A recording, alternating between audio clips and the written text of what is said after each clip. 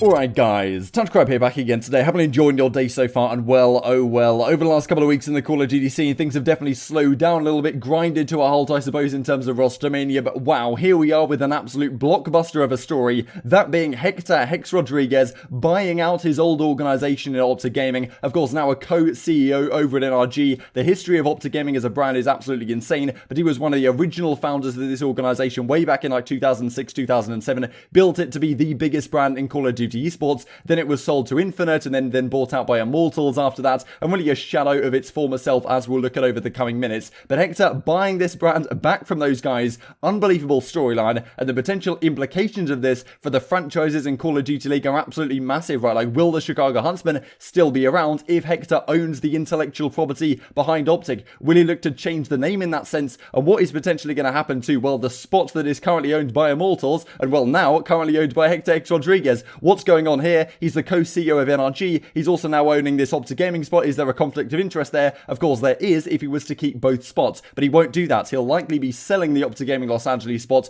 to a potential new suitor. Who could that be? So many questions to be answered right now. I'm very intrigued to hear your thoughts on all this in the comment section below. Leave a like if you guys enjoyed the video. I'd greatly appreciate it. Subscribe if you are new as always. All this kind of discussion over the coming days is going to be crazy. Make sure you do not miss any of it, and let's hop into things then. So this came out from Kevin Hit a while ago. Bombshell story dropping in moments. So when this happens, you know we're in for a good time. Esports Observer announced the following. Hecz has reacquired OpTic Gaming in a deal separate from his association with NRG. So after, of course, he sold his stake in OpTic Gaming to Infinite, then bought out by Immortals. He no longer had a controlling stake in that organization. He went on to join NRG as the co-CEO, and especially from the Call of Duty and the content side, along with Andy Miller, is now running that organization and, well, owns the Chicago Huntsmen underneath that NRG kind of branding, and pretty much that's the way the franchise league actually works, according to sources, of course. Will look to divest. Divest effectively means like sell, get rid of, like kind of pass off the Los Angeles CDL spots pending league approval on both the acquisition and the sale. So I mean, I imagine he's had some conversations with the CDL, but still pending league approval, which definitely throws a spanner in the works potentially. This is what the article has to say. Hecz Rodriguez, current co-owner and CEO of NRG Esports, has reacquired OpTic Gaming in a deal separate from any ties with NRG. So it's not like NRG buying out OpTic Gaming. This is Hecz off his own back, using the cash he's got in the bank account, I guess, to just straight out buy OpTic.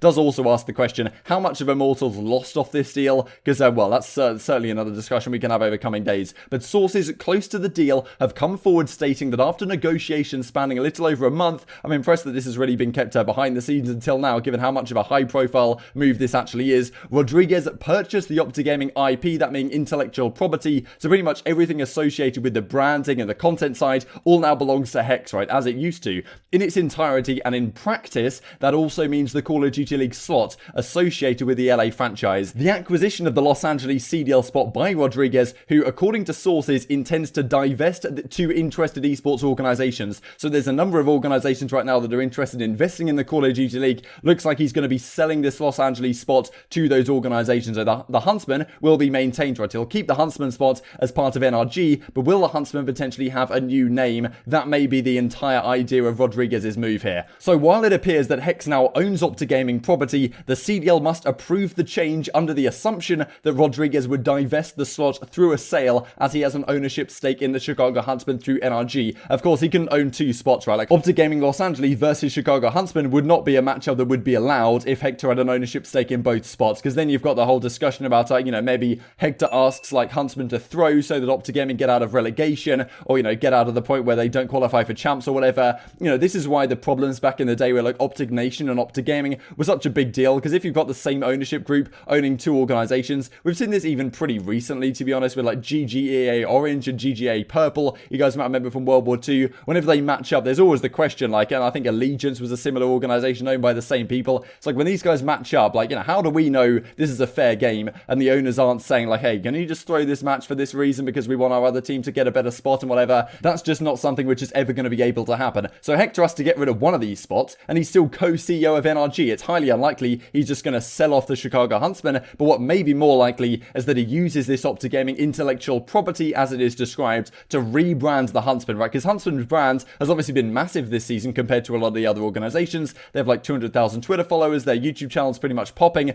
but at the same time, Huntsman's brand maybe hasn't hit the ground running quite like OpTic Gaming did. People look at the logo and think maybe it isn't as good good as it could be. I mean, OpTic Gaming's logo is simple, but when the Huntsmen branding was initially announced, it was kind of lackluster from a lot of people's expectations. OpTic Gaming still has a lot of weight behind it, right? With the right hands in control of the reins, I suppose. Originally established in 2006 as a Call of Duty clan, Rodriguez took the reins in 2007 before hitting the Call of Duty competitive scene in 2010, as we're going to look at. He would go on to expand the Green Wall into other organizations, but Immortals Gaming Club acquired Infinite Esports and Entertainment, who owned OpTic Gaming and the Houston Outlaws in a deal valued about $100 million. Damn, I forgot how expensive this was and how much money these guys must have lost. Rodriguez left OpTic Gaming in September of that year to become the co-CEO of MattG, and the Outlaws were later sold on as well. So frankly, this is remarkable. And just looking back at OpTic Gaming's history real quick, in addition to the Call of Duty clan stuff and the content they were producing around the time, this is 2010, starting in Modern Warfare 2, going into Black Ops 1 as well, with Rambo, JCap, Big Timer, and Merk. Scump came on the team not too long after this in kind of the Modern Warfare 3 days. And then, of course, we have the legendary Dynasty team that was put together, where not only were OpTic Gaming the biggest fan base in the game because of what Hecz had really done on the content side and revolutionized esports in a sense, the way that organizations produced content and connected with their fan base, and helping Call of Duty become what it is today, not only just because of what he contributed to the scene, but also like the way esports organizations are run and why content is such an important factor. And all of these things really contributed to the fact that this team was the best team of the game for a number of different reasons.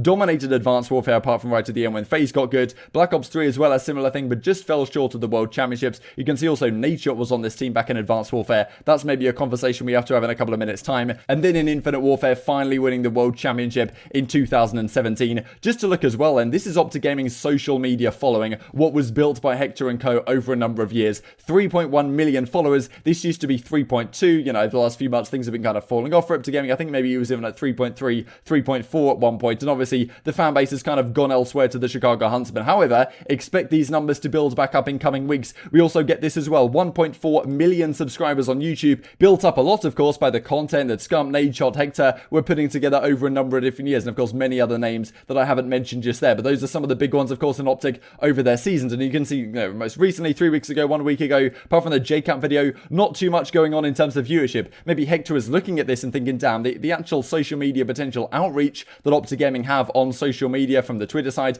and the YouTube side is crazy. Yes, we've built up a YouTube channel of like 120,000 subscribers with Huntsmen, but let's say we buy out this IP and start uploading videos on this channel instead, all of a sudden that might be, you know, worth way more in terms of building the brand even further. So the question then comes, and this is where we're going to finish off the video, what is OpTic Gaming going to do with this brand? Because as Adam Fitch says, the narrative around the OpTic Gaming brand is absolutely insane. If ever an esports documentary that deserves to be made, it's on OpTic Gaming. And as he says, is OpTic Gaming going to be a content-only brand? Does Chicago Huntsmen rebrand to the Chicago OpTic? This is what I think Hecz is trying to do. I imagine his thought process is, yes, it's going to be staying in Chicago, but why would you buy the OpTic Gaming Los Angeles brand and sell that spot if you're not going to use that IP, as was talked about in the article, to actually, you know, change your own name, right? Which should be possible, right? We've seen FaZe Clan do it with Atlanta FaZe, and I'm sure that Hecz looks over at Atlanta FaZe and thinks like, damn, I wish we could have our branding that we used to have back in the day. Obviously built OpTic from scratch pretty much, and well, no longer owns that intellectual property. Therefore, he goes and rebuys the OpTic brand, uses the same thing that FaZe did, even though FaZe kind of used a loophole in the sense that like FaZe Clan apparently is not different to FaZe like Atlanta FaZe, even though it pretty much is the same. But OpTic Gaming, they're only involved in Call of Duty now. OpTic, like as a brand, sold all their other teams so that the Los Angeles OpTic Gaming organization owned by Immortals can actually use that brand in the Call of Duty League without any fear of like repercussions. Because in this new franchise league, they don't want an organization being called something that is owned by an organization that has a similar name,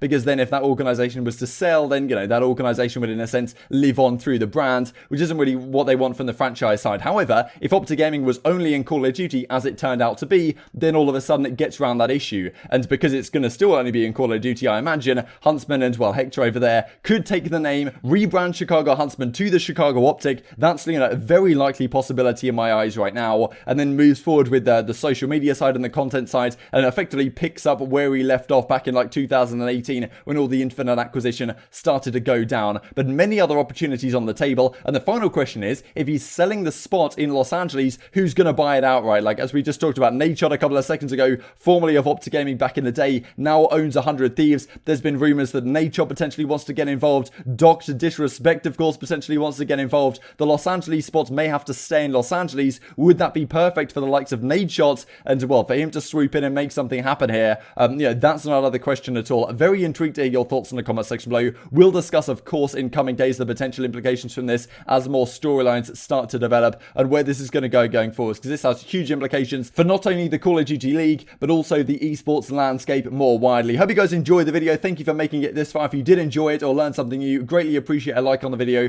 Really helps the channel grow, helps push the type of content to more people just like you who may enjoy it. Subscribe if you're new as well. Subscriber figures over the last few weeks have been rocketing up. It's been unbelievable to see. Thank you for watching as always, and I will see you next time.